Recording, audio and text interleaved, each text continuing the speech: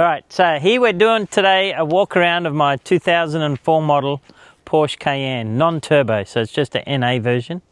So we're currently running the 3-inch Euro-wise lift kit, and they also do the, which you can see in there, the 2-inch spacer for the diff drops to get all the drive shaft angles right.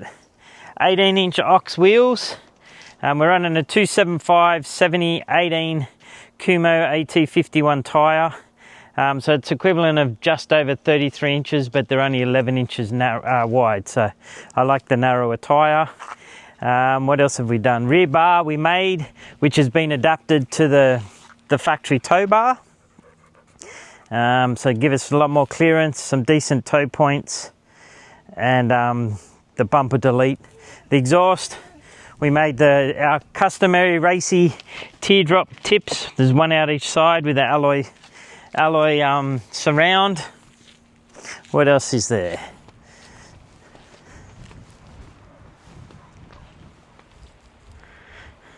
So the front, same deal. We made our own front bar. It's very similar to what you can buy from the States, but you know, we're able to make our own, so we did our own. So same thing, gives you the bar delete, a lot more clearance, 2 decent recovery points, and there's actually a spot in there for the winch. The winch mounts are made. I just haven't decided what winch to run. So yeah, it was basically, the MOG is still the main focus of the channel, but we wanted something that we could do some day trips in and overnighters that was a lot quicker to get to and from the tracks because the MOG is very slow. So that's the rundown of the outside of the vehicle. Oricom UHF aerial, same bracket that we made ourselves, and that's, you know, from the outside, that's about all there is. All right, so the rear setup, what we got is a 40-litre fridge. This isn't anything crazy compared to the MOG, but yeah, just a 40-litre fridge. We've got a King's drawer, which has the slide out table, which is good just for day trips.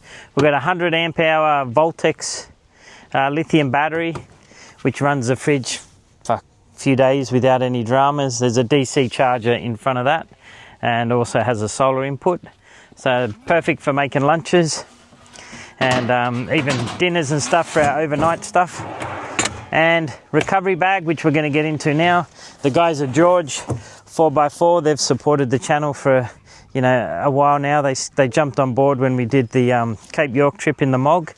So yeah, they supplied all the recovery gear, which we'll go through now. Okay, this is what you get in your George 4x4 basic recovery kit. So we've got a 14,000 kilo kinetic strap. We've got another 14,000 kilo, they call it an equalizing strap, where you can use it as a tree trunk protector.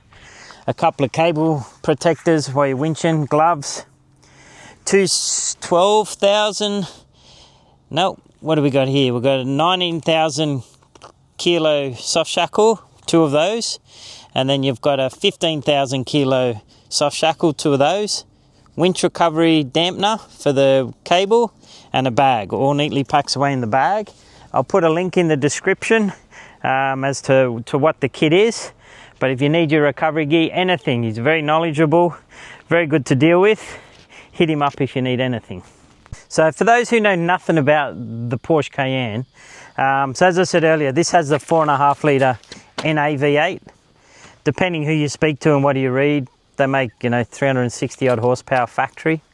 They've got a 6-speed ZF auto behind them and a low range transfer case with center diff lock. Only the first 2 model Cayennes had that before they went to the 8-speed auto, and therefore you lose the low range. Similar to what VW with their 4Motion, because at the end of the day, these are a VW platform. So we have low range, we have center diff lock. Traction control in this is very good. So you're almost, I'm not going to say you don't need lockers, but it's not something you need to jump in and get, and you can buy lockers for these. So I would compare this with like a 200 series, Prado, Patrol, Y62 Patrol, all those sort of vehicles. This is as capable, if not more capable. and a similar comfort, luxury, all that sort of jazz. So if you were trying to compare these to what sort of four-wheel drive you're looking at, that's what it is. And honestly, they're about half the price of all of what I just said. So anyway, jump inside and we'll show you what we've done in there. So in here, absolutely bugger all. We've put a CarPlay unit in it, which does Android, can put my maps and all that sort of stuff on it. It was actually in the car when we bought it, but the owner has updated it to that. UHF radio up here, Oricon one, which I like. So coming back to what I was saying before, we have all these settings here. So that's just normal road use. Just let it do it. It won't let me do a lot of it with the doors open. So yeah, so normal road use, that locks the center diff, and then that puts it into low range. And all we do is just, you know, flick the switch like that. The lights changes up here on the dash as well, but the lights change. Suspension wise, we have comfort setting, normal setting, and a sport setting. So unlike most cars, this seems to be a wank, but you switch these out and you can feel the difference. So that does work. And now this car is a factory airbag suspension, so get out of the way. So factory airbag suspension, so we can change the height just by, it won't do it with the doors open, but we can change the height just by flicking this switch, and we've got 1, 2, 3, 4, 5, 6 settings. So yeah, so as I said, as far as a factory four-wheel drive goes, they're very underrated as an off-road vehicle, hence why we chose one. We always like to do things a little bit different anyway. But yeah, so that's pretty much it. Don't need to do much else to it. So to give you a rundown on the suspension, because everybody's going to sort of ask, what do you mean it's on airbags? So we now have the car in the lowest setting. You can't actually drive it in this setting. This is, they call it passenger disembark setting or something. So you can't drive it, but this is the lowest setting it goes. And then we have each setting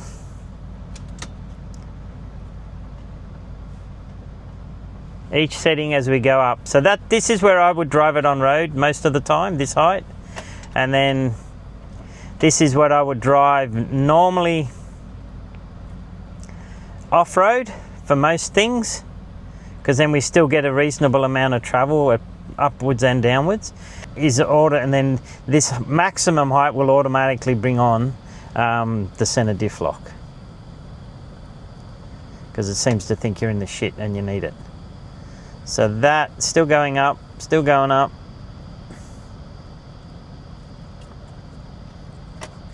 Come on. Does take a little while, the compressor's not massive on it. Alright, so that's maximum height there. Alright, so that's maximum height. We'll come back down. So that's full low now.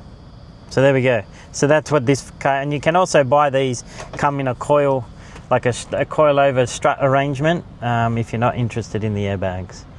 But the airbags is a very smooth, soft road and handles very well, very smooth drive, and handles very well off-road.